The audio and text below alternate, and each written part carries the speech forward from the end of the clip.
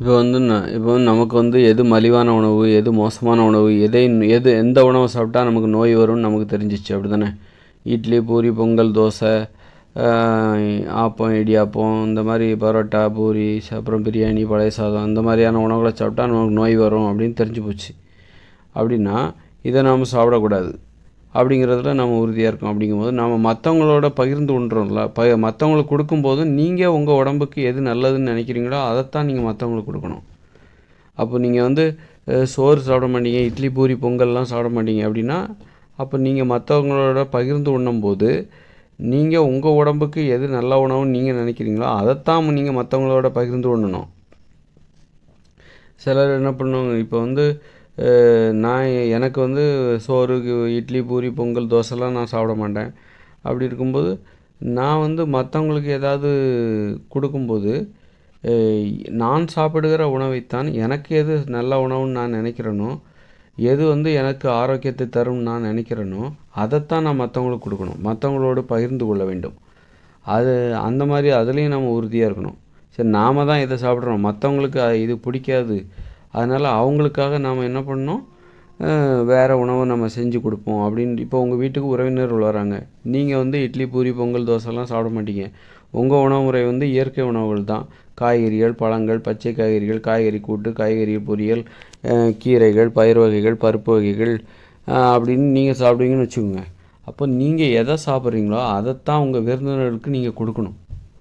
அவங்களுக்கு இட்லி பிடிக்கும், பூரி பிடிக்கும்னு சொல்லிவிட்டு அவங்களுக்காக நீங்கள் இட்லி, பூரியெல்லாம் பொங்கி வச்சுக்கிட்டு இருக்கக்கூடாது.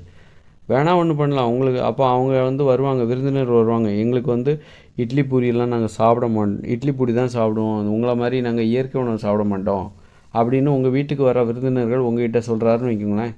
நீங்கள் வந்து இயற்கை உணவு தான் சாப்பிட்டுட்ருக்கீங்க, இந்த இட்லி, பூரி, பொங்கல், தோசைலாம் சாப்பிடல அப்படின்னா, இப்போ உங்கள் வீட்டுக்கு விருந்தினர்கள் வராங்க, அவங்க வந்து வந்தவுடனே அவங்க என்ன சொல்கிறாங்க உங்கள்கிட்ட வந்து, நாங்கள் வந்து இட்லி, பூரி, பொங்கல் தான் சாப்பிடுவோம், உங்களை மாதிரி காய்கறி பொரியல், இயற்கை உணவெல்லாம் சாப்பிட மாட்டோம் அப்படின்னு சொல்கிறாங்கன்னு வச்சுக்கோங்க. அப்போ நீங்கள் என்ன பண்ணணும் அப்படின்னா,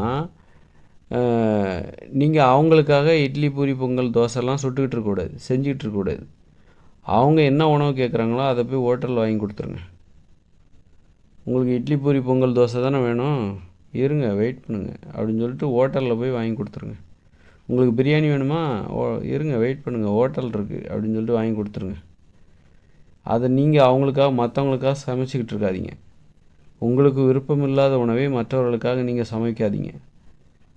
சரி, அவங்க விருப்பத்துக்கும் மதிப்பு கொடுக்கணும், அவங்களுக்கு இது பிடிக்கலை, சரி விருந்தினர்கள் அவங்க முகம் கொண்டுற மாதிரி நடந்துக்கூடாது அப்படின்னா கவலையப்படாதீங்க. உங்களுக்கு பிடித்த உணர்வே உங்களுக்கு கிடைக்கும் அப்படின்னு சொல்லிட்டு, உங்களுக்கு பிடித்த உணவே நீங்கள் சாப்பிடலாம் அப்படின்னு சொல்லிட்டு நீங்கள் கடையில் வாங்கி கொடுத்துருங்க, ஹோட்டலில் வாங்கி கொடுத்துருங்க, சாப்பிட்டுக்கோங்க, உங்களுக்கு பிடிச்ச உணவே சாப்பிட்டுக்கோங்க. மத்தியானம் ஆனால் உங்களுக்கு பிரியாணி, ஆக எல்லா 3 வேளையும் அவங்களுக்கு வந்து அவங்களுக்கு பிடிச்ச உணவே நீங்கள் வாங்கி கொடுத்துருங்க. எது அப்படின்னு சொல்லிட்டு, அப்போ நீங்கள் ஒருபோதும் அவங்களுக்கு பிடிச்சிருக்கு அப்படின்னு சொல்லிட்டு நீங்கள் வந்து உங்களுக்கு பிடிக்காத உணவை சமைக்காதீங்க.